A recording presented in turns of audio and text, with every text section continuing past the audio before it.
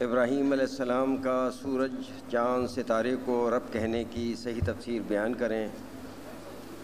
تھوڑی دیر کے لیے یا اپنی قوم کے لیے رب کہنا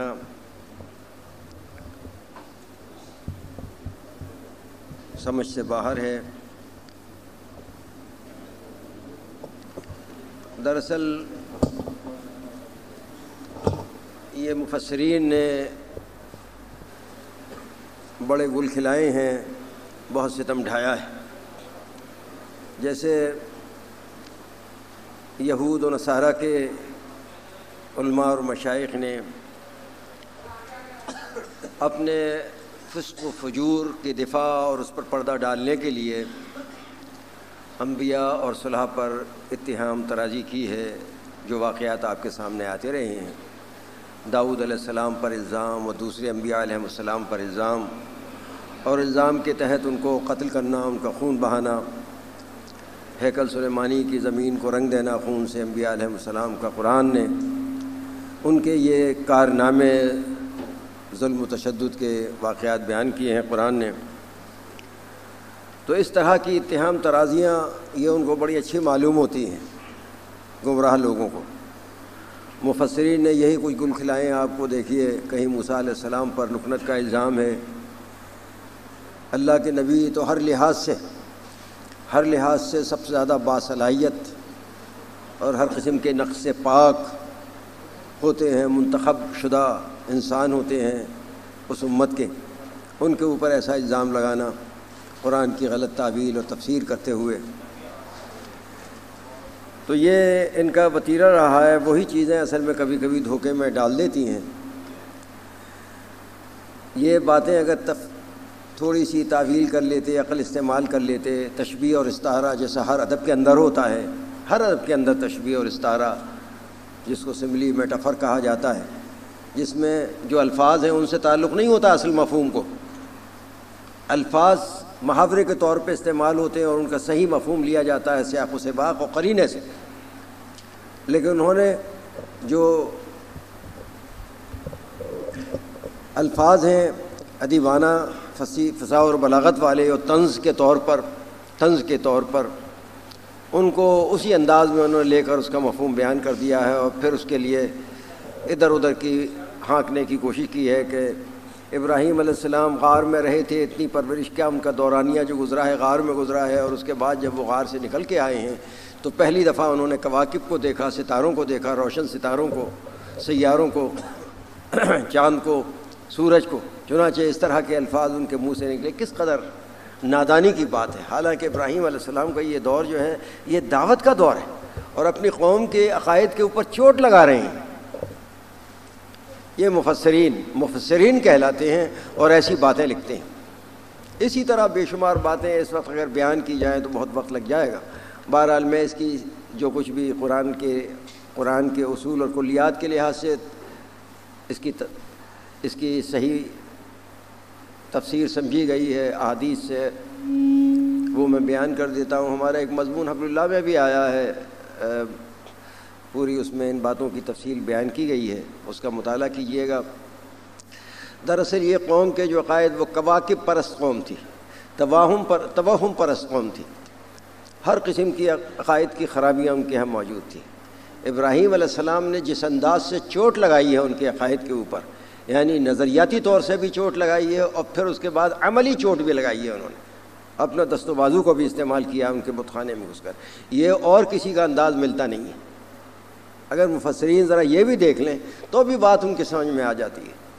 انہوں نے پہلی چوٹ یہ لگائی ہے ان کے اوپر کہ ظالموں، یہ اٹھنے والا، چمکنے والا اور پھر مان پڑ جانے والا یہ تمہارا رب ہے۔ یہ تو ہم بھی کہتے ہیں کبھی کبھی طنز کرنے کے لیے کسی کو، جمہوریت کے پرستار کو، جمہوریت کے پیچھے دیوانہ وار دوڑنے والے کو کہتے ہیں کہ دیکھو اس کا یہ کردار رہا ہے ماضی میں، یہ تمہارا لیڈر ہے، یہ تمہارا رہنما ہے۔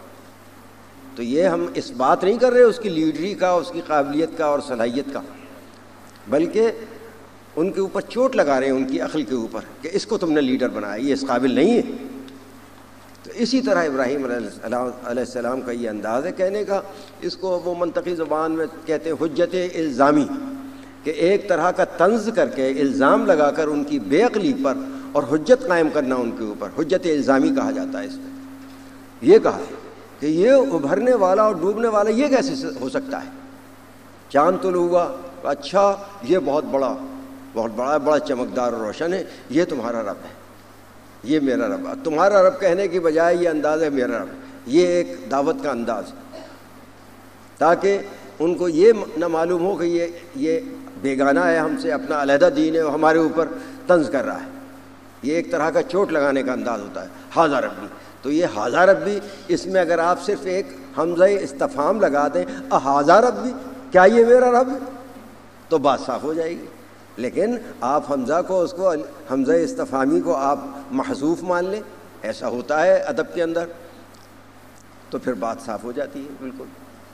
اھذا ربی، تو ھذا ربی کہا، اور اس کے بعد کہا کہ یہ تو ابھرا اور اس کے بعد غروب ہو گیا، یہ کیسے ہو سکتا ہے رب؟ پھر سورج کے ساتھ یہی معاملہ ہوا، اور پھر صاف آپ کو موقع مل گیا، یا قوم انی بریء مما تشرکون، برات کا اظہار کر دیا۔ یہ ابراہیم علیہ السلام کی دعوت کا ایک نمایاں اور بہت ہی مخصوص انداز ہے، طر امتیاز، کہ برات کا اظہار کیا، پھر انا براء منکم کہہ کر ان کے اوپر ایسی چوٹ لگائی ہے۔ تو یہ اصل میں محض یہ بات ہے، ورنہ یہ نہیں کہ ابراہیم علیہ السلام واقعی ان کو کواکب کو اور شمس و قمر کو رب سمجھا تھا انہوں نے پہلی نظر میں ان کی تابناکی دیکھ کر، ایسی بات نہیں ہے، ایسا تو ہم سوچ ہی نہیں سکتے۔ انبیاء علیہ السلام کے بارے میں ایک ایمان والا کبھی ایسا عقیدہ نہیں رکھ سکتا ہے، نہ تھوڑی دیر کے لیے نہ بہت دیر کے لیے، ایسا نہیں ہو سکتا۔ تو یہ اصل میں انہوں نے مفسرین نے یہ گل کھلائے، اسی سے یہ خواہ مخواہ یہ انداز ہوتا ہے۔ ایسی چیز ہمیں سوچنا بھی نہیں چاہیے کبھی، نہ ہمیں کبھی ایسی چیز بیان کرنا چاہیے۔ یہ حجت الزامی ایک طریقہ ہوتا ہے، حجت الزامی، کسی پر آپ ان کی بے عقلی کے اوپر آپ چوٹ لگاتے ہوئے، طنز کرتے ہوئے ان پر حجت قائم کر دیں، اب وہ لاجواب ہو جاتے ہیں۔ تو یہ انداز ہوتا ہے، ان کی قوم کو لاجواب کر دیا، جس طرح آپ نے سب کو پاش کر دیا، ان کی شکلیں بگاڑ دی، توڑ ڈالا، اور بڑے کو چھوڑ دیا۔ اور جب وہ آئے اور کہا ان سے انت فعلت بآلہتنا یا ابراہیم، اے ابراہیم تم نے ہمارے معبودوں کے ساتھ یہ ان کی درگت بنائی، تم نے کیا یہ کام؟ تو آپ نے نہایت اطمینان کے ساتھ ان سے کہہ دیا بل فعلہ، اس نے کیا یہ کام، کبیرہم ھذا، ان میں بڑا ہے۔ بس اتنی بات جو ہے ان کے لیے کافی ہے، ان کے اوپر چوٹ کرنے کے لیے۔ اور پھر آپ نے فرمایا کہ ان سے پوچھ لو تم، ان چھوٹوں سے، اگر یہ بول سکتی ہوں تو میں بتا سکتی ہوں کہ اس نے کیا ہے، کس نے کیا ہے۔ تو ان کے سر لٹک گئے، کہنے لگے ابراہیم تم جانتے ہو یہ بولتے نہیں ہیں۔ تو آپ نے پھر چوٹ کی کہ ظالموں، بولتے نہیں ہیں، اپنے قاتل کو اور اپنی شکل بگاڑنے والے کو کی نشاندہی بھی نہیں کر سکتے، اور تم تو ان کے پجاری بنے ہو کہ تمہاری نفع نقصان ان کے ہاتھ میں۔ تو اس طرح کی چوٹ لگانے کا جب گھسے ہیں، جب بھی ان سے کہا ہے الا تاکلون، کھاتے نہیں ہو تم؟ یہ اتنے بہت سے سامان رکھا ہوا ہے، بڑی بڑی چیزیں انواع و اقسام کی رکھی ہوئی ہیں، کھاتے نہیں ہو؟ جواب نہیں ملا۔ تو کہتے ہیں ما لکم لا تنطقون، میری قوم تو تمہیں اپنا معبود، اپنا داتا اور مشکل کشا، حاجت روا اور غوث و فریاد رس سمجھتی ہے، ان کو تم سے اولادیں ملتی ہیں، تم سے ساری مرادیں پوری ہوتی ہیں، تم تو ان کی چیزیں کھاتے بھی نہیں ہو، کہ شوق سے انہوں نے بڑے شوق سے تمہارے سامنے یہ پیش کی ہیں یہ چیزیں، اور تم کھاتے بھی نہیں ہو، اب بولتے کیوں نہیں ہو؟ کیا ہو گیا؟ تو یہ کیوں کہا ابراہیم علیہ السلام نے؟ کیا ان کو یہ توقع تھی کہ ان سے جواب ملے گا؟ ایک انداز ہے ادیبانہ۔ اور جو کچھ انسان جس موقف کو اختیار کر کے گھستا ہے، کسی کام کے لیے آگے بڑھتا ہے، قدم ڈالتا ہے، اس کے لیے اپنے اوپر ہمت، جرت اور اعتماد پیدا کرنے کے لیے، تاکہ بحیثیت بشر کوئی اس کے اندر ذرا سی بھی کمزوری نہ آئے، کسی قسم کا خوف اور کسی قسم کی جھجک پیدا نہ ہو اس کام کے کرنے کے لیے، بے جھجک انہوں نے ہر کام کیا ہے۔